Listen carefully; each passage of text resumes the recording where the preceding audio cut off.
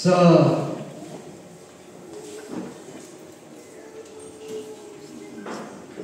araw-araw nating buhay, ikitong pakikisalamuha, napakalaga sa atin ang itsura natin.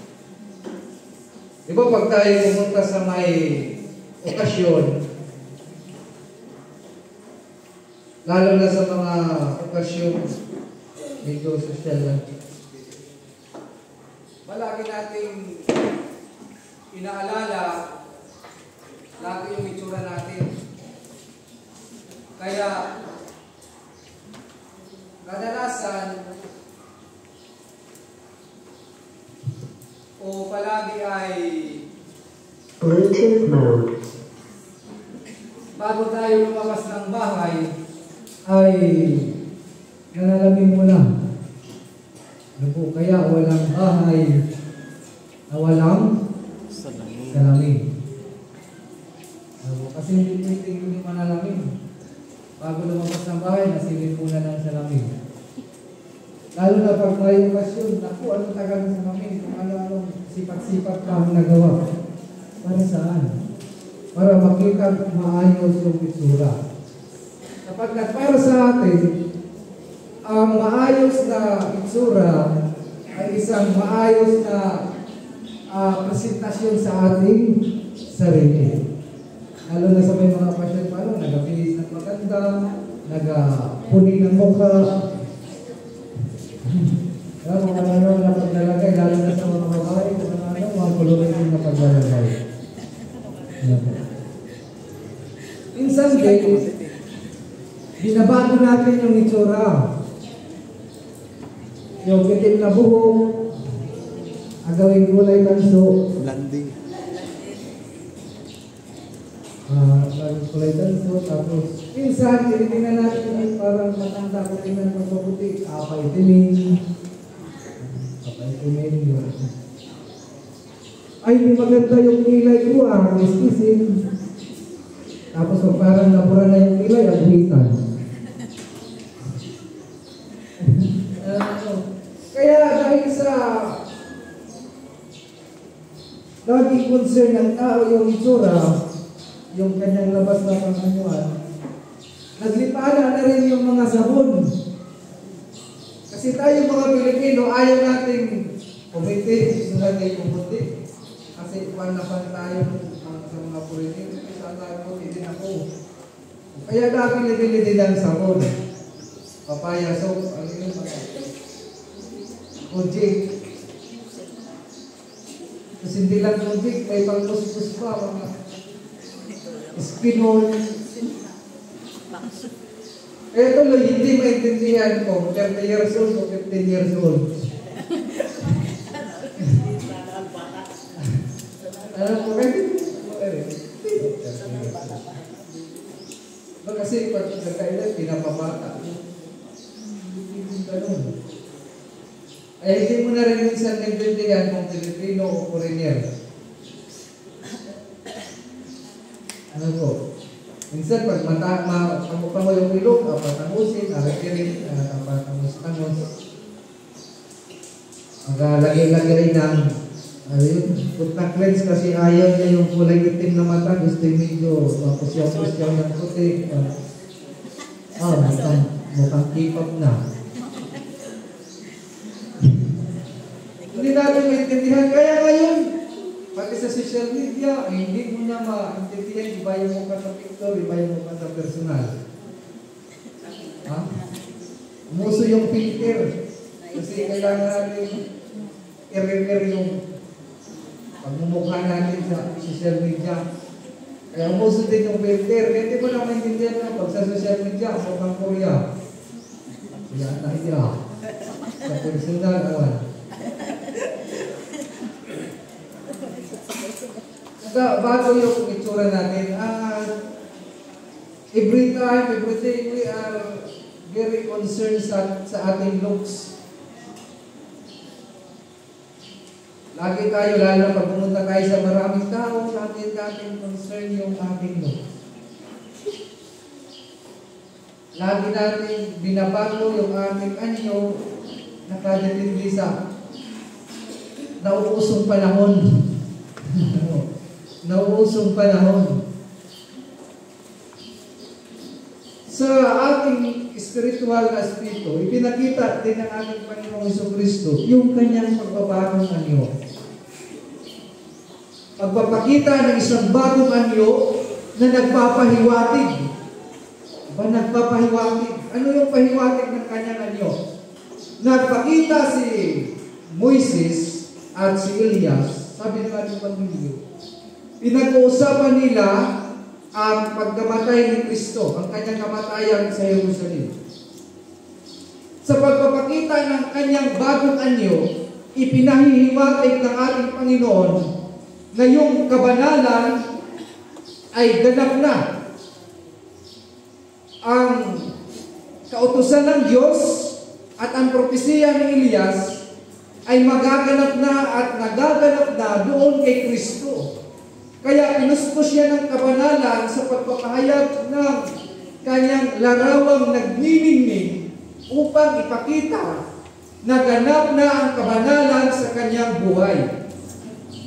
Kaya sa tinig na nagpapahayag, sinabi ng isang tinig, ito ang aking hinirang nanak. Pakinggan ninyo siya. Mga kapatid, sa pagpapahayag nito, pinaalala sa atin ng Diyos na pakinggan natin ang Panginoon. Sa pamamagitan ng sa pakikinig ng turo at aral ni Kristo, doon magkaroon ng pagbabago ang ating sarili. Ipinaalala sa atin ngayon ng Diyos na kung gaano tayo ka-concern sa ating panglabas na kaanyuan, sana maging concern naman tayo sa ating panloob na espiritu, sa ating buhay bilang isang Kristiyano. Kung nagsisikap tayo na gumanda ang ating mga mukha, na gumanda ang ating anyo, na gumanda yung ating itsura, sana pagsikapan din natin na gumanda ang ating pananampalataya sa Diyos, sapagkat sa pamamagitan ng pagkikinig at pananampalataya sa salita ng Panginoon, ito'y magdudulot ng kagandahang espiritual sa ating sarili na magbubunga ng magandang pag-uugali. Amen. Amen. Hirap kasi yung maganda lang, tapos masama naman yung ugali. Ang mahirap yun, yung maganda ka lang, tapos maiba naman yung ugali. Dapat kung maganda ka, mas maganda kung maganda din yung ugali. Kaya sa ating pagiging Kristiyano at mananampalataya, masasabi natin na napakabihira lang ang masasabing isang magandang Kristiyano. Sapagkat karamihan sa atin, hindi natin napapaganda ang ating spiritual na aspito na ipinagkaloob sa atin ng Diyos. Kaya physically, yung ating outside look, kung lagi tayong nagsisikap na maayos, sana naman pagsikapan din natin maayos at magkaroon din ng kagandahan yung ating spiritual na kalooban.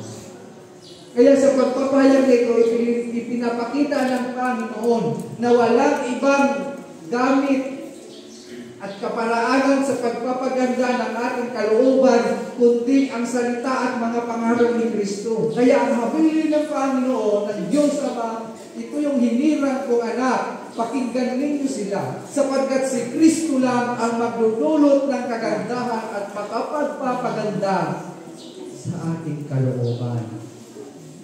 Sa totoo lang mga kapatid, magastos magpaganda. Magkano sabon? Kung may alam, magkano sabon eh?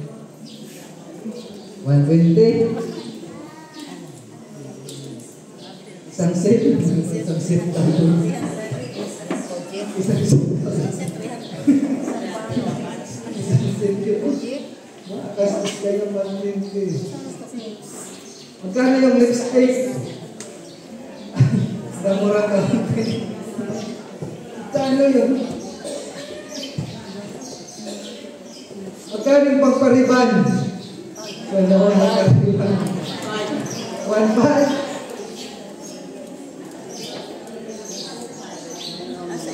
Magkano yung pagpa-street ng buko?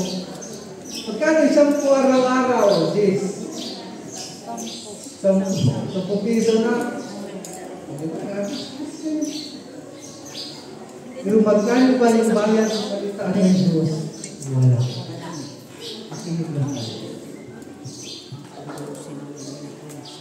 Kaya sa pagpapahayag nito, pinaalala sa atin ng Panginoon na kung magpapaganda kayo, mas mabuti kung simulan ninyo sa inyong kalooban.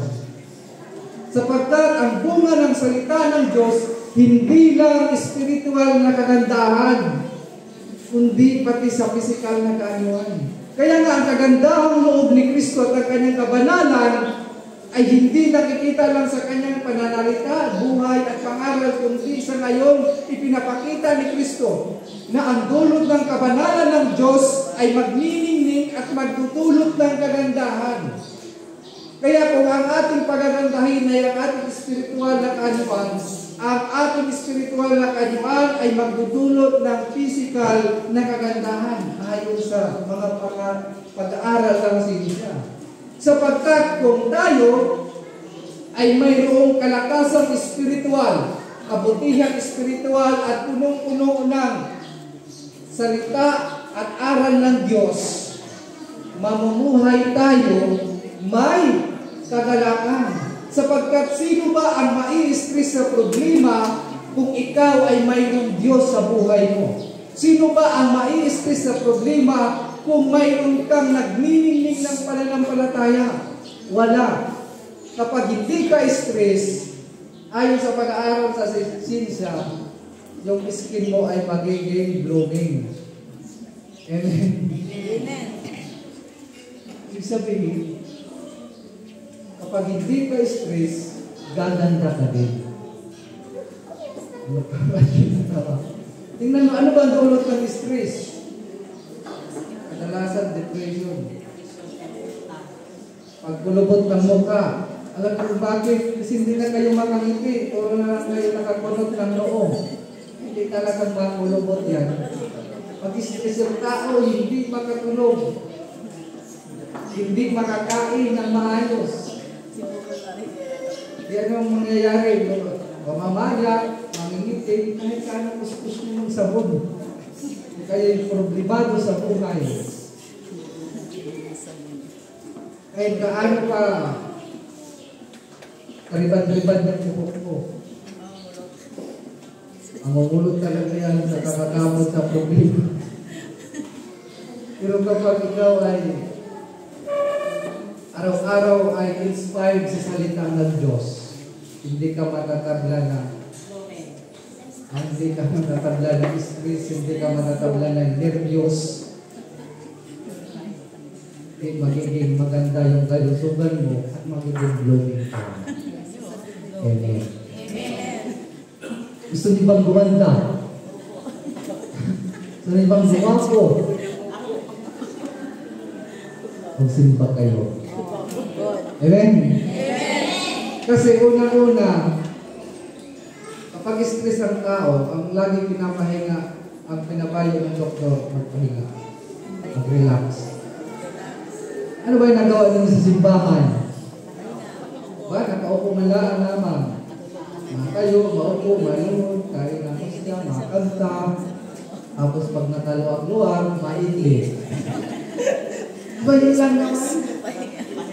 Tinatawagan kayo ng Diyos para magpahinga upang loobin ng kanyang mga salita para tanggalin yung mga stress sa buhay. Para sa ganon, kung wala kayong stress, maganda kayo. Yun ang sekreto ng pagpapaganda. Gusto nyo gumanda? Simbang mo. Kasi yung ganda na nanggagaling sa Diyos, hindi yan basta-basta mawawala. Kaya tuloy, kahit kayo nakasabon ng papayaso, natatakot pa rin kayo mainitan. Kasi maitim, sayang yung sabon. Mahal pa naman, tapos mainitan na naman, maitim na naman, gusto na naman ang sabon. Kaya mga kapatid, paliwanagin natin yung kapangyarihan ng Diyos sa pamamagitan ng salita sa ating sarili. Upang ito'y magdudulot ng kagandahan sa ating sarili. Upang hindi lang tayo maganda sa panglabas, kundi maganda din sa pangloob. Upang sa gayon, mamuhay tayo, taglay ang kagandahan ng Diyos. Amen. Amen. Diba kaya pag kita kayo ng mga asawa ko, nag-asawa ko.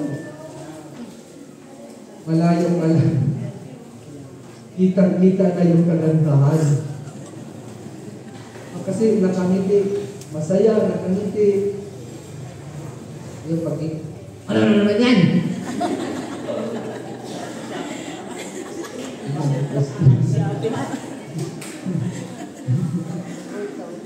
Brand out na nga stress pa. Kaya sana kahit brand out hindi ka stress, maganda yun. Kasi mayroon na brand out na nga stress pa kasi simula pa lang ang araw ng Marso. Brand out na. Hindi stress yan. Kaya mga kapatid, pag-alabin natin upang magdiwanag ang salita ng Diyos na magdudulot sa atin ng kagandahan. Sa pangalan naman ng Anak at Espiritu Santo. Amen. Magsitayo po ang lahat at ating sagutin ng sumasampalataya.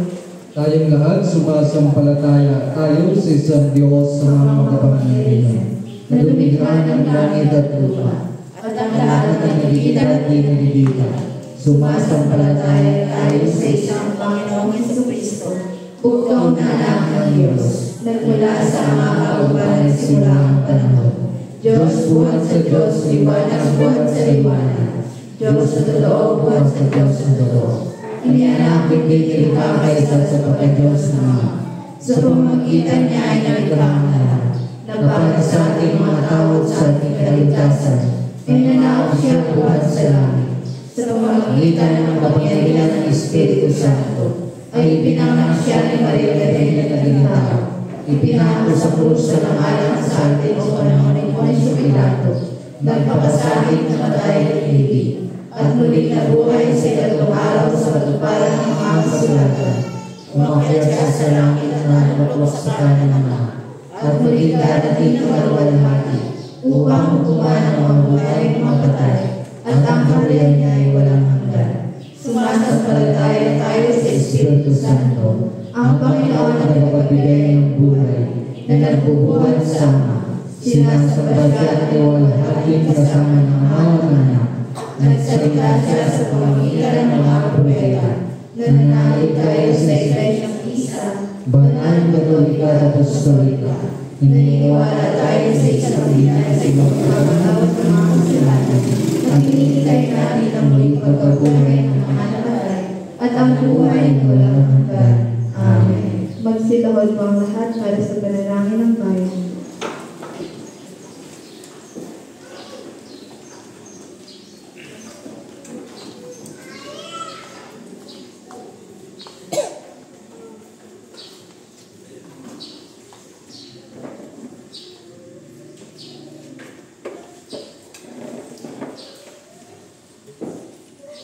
Manalangin tayo para sa buong Iglesia ni Jesucristo at para sa lahat ng tao ayon sa kanilang pangangailangan. Sa bawat panalangin na atin pong itutugon, Panginoon, pakinggan mo ang aming panalangin. Ulitin po natin. Panginoon, pakinggan mo ang aming panalangin. Makapangyarihan at walang hanggang Diyos, itinuro mo sa amin sa pamamagitan ng iyong banal na salita na manalangin at magpasalamat para sa lahat ng tao. Isinasama namin sa iyo na tanggapin ang aming mga panalangin na iniaalay namin sa iyong makadiyos na kamahalan. Manalangin tayo. Panginoon, pakinggan mo ang aming panalangin.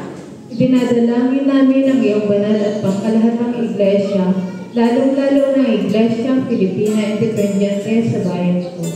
Puspusin mo ito ng katotohanan, katwiran at kapayapaan, at ipagkaloob mo sa lahat ng sumasampalataya sa iyong banal na pangalan, na magkasundo sa katotohanan ng iyong banal na salita at sama-samang mamuhay sa pagkakaisa at pag-iibigan, manalangin tayo. Panginoon, bigyan mo ang aming panalangin. Bigyan mo ng biyaya ang mga makalangit, ang lahat ng obispo, pari, diakono at mga seminarista, lalong-lalo na si Joel Forlares na aming obispo Maximo, si Arnold Damaya na aming obispo Diocesano, at si Reverend Father Regan Sumungal na aming pal. Sa pamamagitan ng kanilang pamumuhay at pagtuturo, ay maipahayag nawa nila ng buong katapatan ang iyong tunay at nagbibigay buhay na salita at mapamahalaan ang iyong mga banal na sakramento. Manalangin tayo. Panginoon, pakinggan mo ang aming panalangin. Sinasamo rin namin na patnubayan mo ang puso ng lahat ng namumuno sa pamahalaan ng bayan ito at sa iba't ibang bansa. Magpasya nawa sila ng buong talino at may katarungan at mapalaganap nila ang kalayaan, kapayapaan at kagalingan ng iyong bayan. Manalangin tayo. Panginoon, pakinggan mo ang aming panalangin. Sa sangkatauhan ay pagkaloob mo ang iyong makalangit na biyaya, lalong-lalo na sa First Sunday Mass sponsor sa linggong ito. Ganon din sa mga magdiriwang at nagdiriwang ng kanilang kaarawan na sina Milet Ricanya, Arlen Ricanya, Milet Labosa, Melanie Serda, Dylan Jamos de los Santos, Divine Joy Alfreño, Lawilin Opis at Lawilin Magkaran at sa kongregasyong ito. Dinggin na tanggapin naman nila ang iyong banal na salita na may kababaang loob at masunuring puso at paglingkuran ka ng may katapatan sa lahat ng araw ng kanilang buhay. Manalangin tayo. Panginoon, pakinggan mo ang aming panalangin. Sinasamo namin, Panginoon, sa iyong kagandahang loob ay bigyan lakas at tulungan ang lahat ng nasa ligalig, kalungkutan, pangangailangan, may sakit o kapansanan.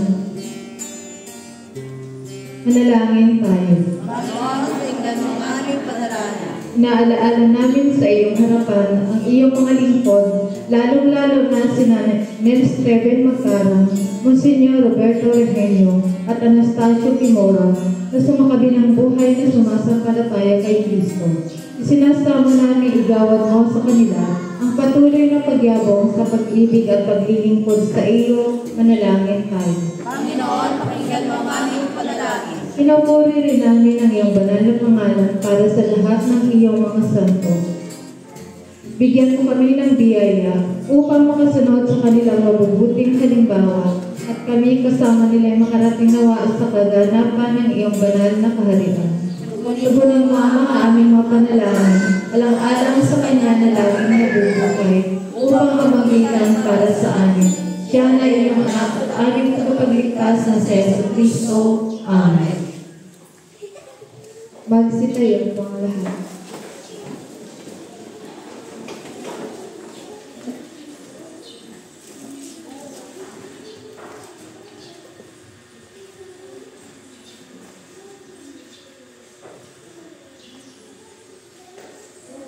Mga kapatid, tayo ang katawan ni Kristo sa pamagitan ng isang Espiritu, tayo lahat ng isang katawan ng tayo ibigay.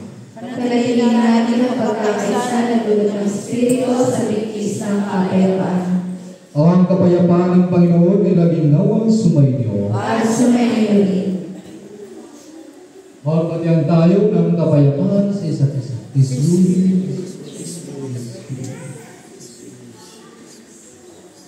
O kagalakang hintog natin sa Panginoon ang karangalan